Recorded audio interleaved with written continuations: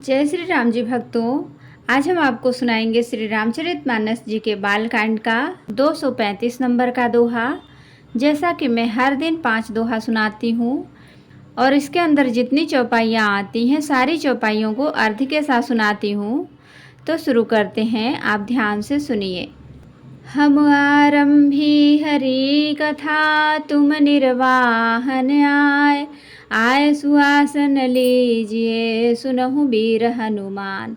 सियावर रामचंद्र की जय, बोलो बजरंगबली की जय, बोलो सब देवी देवों की जय। विश्व भरण पोषण कर जोई, ताकर नाम भरत यस होई। पति देवता सुति अमहु, मातु प्रथम तब रेख। महिमा अमित न सकहि कही, सहस शारदा शेख। सिया राम। विश्व भरण पोषण कर जोई, ताकर नाम भरत यस होई। सेवत तो ही सुलभ फल चारी, बरदायिनी पुरारी पियारी। देवी पूजी पद कमल तुम्हारे, सुर नर मुनि सब हों ही सुखारे। मोर मनोरथ जानहु नीके, बसहु सदा उरपुर सब ही के। कीन्हु प्रगटन कारण तेहि, अस कहि चरण गहे बै देहि। विनय प्रेम बस भई भवानी, खसी माल मूरति मुस्कानी। सादर सिय प्रसाद सिर धरेऊ, बोली गौरी हरस हिय भरेऊ। सुनु सिय सत्य आशीष हमारी, पूजी मन कामना तुम्हारी। नारद बचन सदा सुचि साचा, सोबर मिलिहि जाहि मनु राचा। विश्व भरण पोषण कर जोई, ताकर नाम भरत यस होई। मनु चाहि राचहु मिलहु सोबरु, सहज सुंदर सावरो। करुणा निधान सुजान सीलु, स्नेह जानत रावरो। एहि भांति गौरी असीस सुनि सिय सहित हिय हर्षित अली। तुलसी भवानी पूजी पुनि पुनि, मुदित मन मंदिर चली। विश्व भरण पोषण कर जोई, ताकर नाम भरत यस होई। जानि गौरी अनुकूल सिय, हिय हरसु न जाय कही। मंजुल मंगल मूल बाम अंग फरकन लगे। विश्व भरण पोषण कर जोई, ताकर नाम भरत यस होई। हृदय सराहत सियलु नाई, गुरु समीप गवने दो भाई। राम कहा सब कौशिक पाही, सरल स्वभाव छुअत छल नाही। सुमन पाई मुनि पूजा कीन्ही, पुनि अशीष दुहु भाईन्हि दीन्ही। सुफल मनोरथ होहु तुम्हारे, राम लखन सुनि भये सुखारे।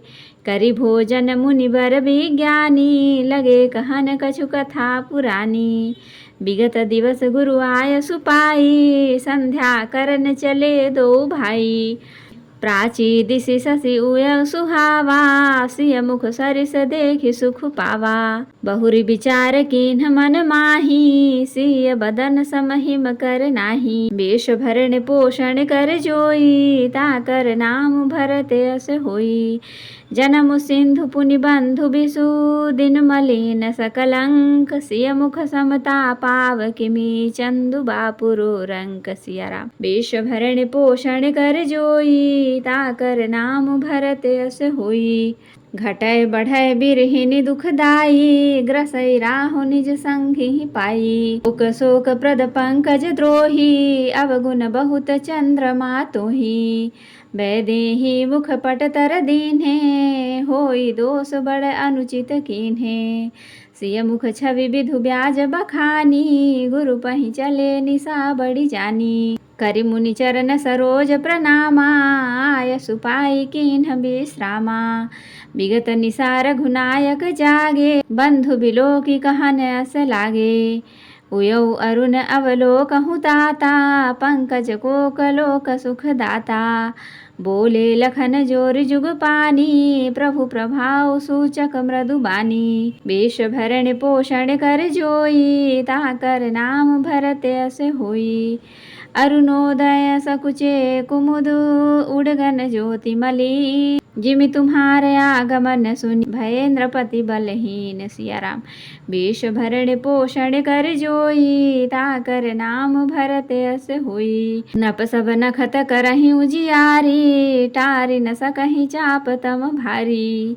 कमल कोक मधुकर खगनाना हर से सकल निशा अवसाना। ऐसे ही प्रभु सब भगत तुम्हारे होई हहि टूटे धनुष सुखारे। उयऊ भानु बिनु श्रम तम नासा दुरे नखत जग तेज प्रकाशा। रवि निज उदय ब्याज रघुराया प्रभु प्रताप सब नृपन दिखाया। तब भुज बल महिमा उद्घाटी प्रगटी धनु विघटन परिपाटी। बंधु बचन सुनि प्रभु मुस्काने होय सुचि सहज पुनीत नहाने। नित्य क्रिया करि गुरु पहि आए चरण सरोज सुभग सिर नाये। सतानंद तब जनक बुलाए कौशिक मुनि पहि तुरत पठाए। जनक बिनय तिन्ह आई सुनाई हर से बोल लिए दो भाई।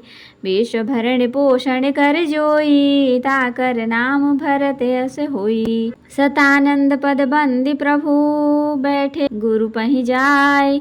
चलहु तात मुनि कहूँ तब पठवा जनक बुलाय। सिया राम। विष भरण पोषण कर जोई ताकर नाम भरत अस होई। सिय स्वयंवर देखिय जाई सुकाहि धौ देई बड़ाई। लखन कहा जस भाजनु सोई नाथ कृपा तब जा पर होई। हर से मुनि सब सुनि बर बानी दीन्हि असीस सबहि सुख मानी। पुनि मुनि वृंद समेत कृपाला देखन चले धनुष मखसाला। रंग भूमि आए दो भाई अस सुधि सब पुरवासिन पाई। चले सकल ग्रह काज बिसारी बाल जुबान जठर नर नारी। देखी जनक भीर भय भारी सुचि सेवक सब लिए हकारी। तुरत सकल लोगन पहि जाहूँ आसन उचित देहु सब काहूँ। विष भरण पोषण कर जोई ताकर नाम भरत अस होई। कही मृदु बचन विनीत तिन्ह बैठारे नर नार। उत्तम मध्यम नीच लघु निज निज थल अनुहार। सिया राम। विष भरण पोषण कर जोई ताकर नाम भरत अस होई। तो भक्तों अब हम इसका अर्थ सुनाएंगे। पति को इष्ट देव मानने वाली श्रेष्ठ नारियों में हे माता आपकी प्रथम गणना है। आपकी अपार महिमा को हजारों सरस्वती और शेष जी भी नहीं कह सकते। हे भक्तों को मुँह मांगा वर देने वाली, हे त्रिपुर के शत्रु शिव जी की प्रिय पत्नी, आपकी सेवा करने से चारों फल सुलभ हो जाते हैं। हे देवी, आपके चरण कमलों की पूजा करके देवता मनुष्य और मुनि सभी सुखी हो जाते हैं। मेरे मनोरथ को आप भली भांति जानती हैं, क्योंकि आप सदा सबके हृदय रूपी नगरी में निवास करती हैं। इसी कारण मैंने उसको प्रकट नहीं किया। ऐसा कहकर जानकी जी ने उनके चरण पकड़ लिए। गिरिजा जी सीता जी के विनय और प्रेम के वश में हो गईं। उनके गले की माला खिसक पड़ी और मूर्ति मुस्कुराई। सीता जी ने आदर पूर्वक उस प्रसाद माला को सिर पर धारण किया। गौरी जी का हृदय हर्ष से भर गया और वे बोली, हे सीता, हमारी सच्ची आशीष सुनो, तुम्हारी मनः कामना पूरी होगी। नारद जी का वचन सदा पवित्र, संशय भ्रम आदि दोषों से रहित और सत्य है। जिसमें तुम्हारा मन अनुरक्त हो गया है वही स्वभाव से ही सुंदर सांवला वर श्री रामचंद्र जी तुमको मिलेगा। वह दया का खजाना और सुजान सर्वज्ञ है, तुम्हारे शील और स्नेह को जानता है। इस प्रकार श्री गौरी जी का आशीर्वाद सुनकर जानकी जी समेत सब सखियां हृदय में हर्षित हुईं। तुलसीदास जी कहते हैं, भवानी जी को बार बार पूज कर सीता जी प्रसन्न मन से राजमहल को लौट चली। गौरी जी को अनुकूल जानकर सीता जी के हृदय को जो हर्ष हुआ वह कहा नहीं जा सकता। सुंदर मंगलों के मूल उनके बाएं अंग फड़कने लगे। हृदय में सीता जी के सौंदर्य की सराहना करते हुए दोनों भाई गुरु जी के पास गए। श्री रामचंद्र जी ने विश्वामित्र जी से सब कुछ कह दिया, क्योंकि उनका सरल स्वभाव है, छल तो उसे छूता भी नहीं है। फूल पाकर मुनि ने पूजा की, फिर दोनों भाइयों को आशीर्वाद दिया कि तुम्हारे मनोरथ सफल हों। यह सुनकर श्री राम लक्ष्मण सुखी हुए। श्रेष्ठ विज्ञानी मुनि विश्वामित्र जी भोजन करके कुछ प्राचीन कथाएं कहने लगे। इतने में दिन बीत गया और गुरुजी आज्ञा पाकर दोनों भाई संध्या करने चले। उधर पूर्व दिशा में सुंदर चंद्रमा उदय हुआ। श्री रामचंद्र जी ने उसे सीता के मुख के समान देखकर सुख पाया। फिर मन में विचार किया कि यह चंद्रमा सीता जी के मुख के समान नहीं है।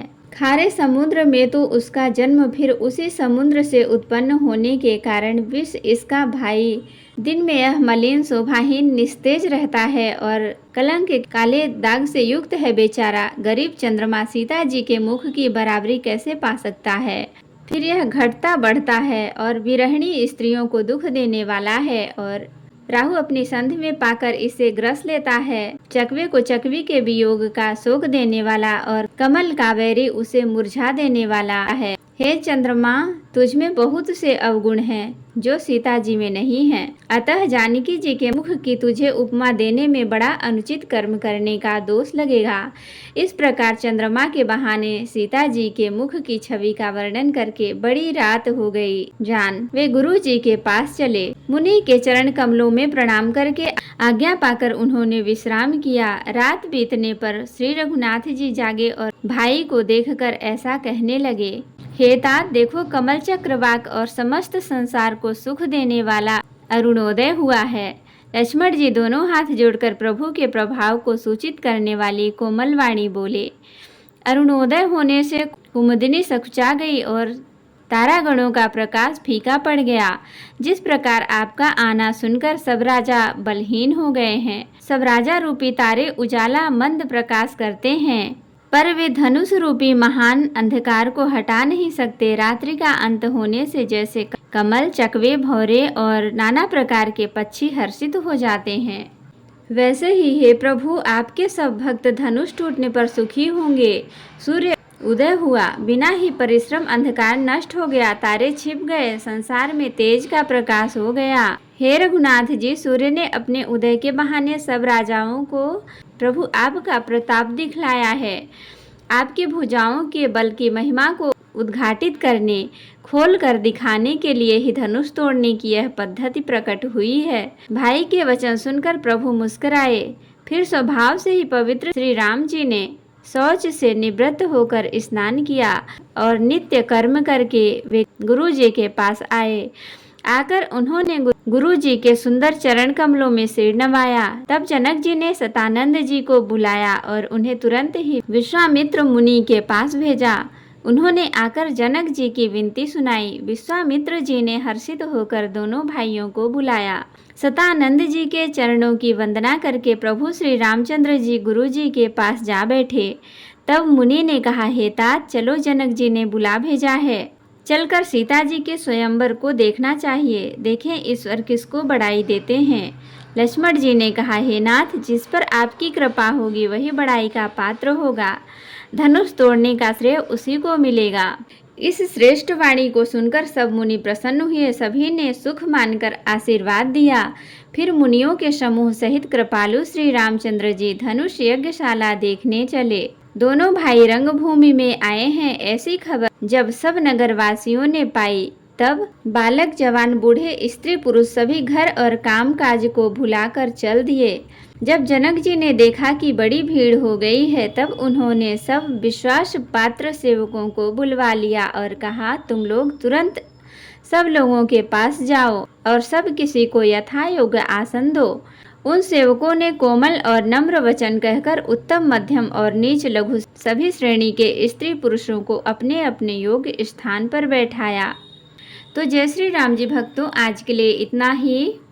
कथा विसर्जन होत है, विदा हो हनुमान। राम लखन सीता सहित सदा करहु कल्याण। कहूँ दंडवत प्रभु सन, तुमहि कहूँ कर जोर। बार बार रघुनाथ कहीं, सुरत करायहु मोर। नाथ एक बर मांगेऊ, सोई कृपा कर देऊ।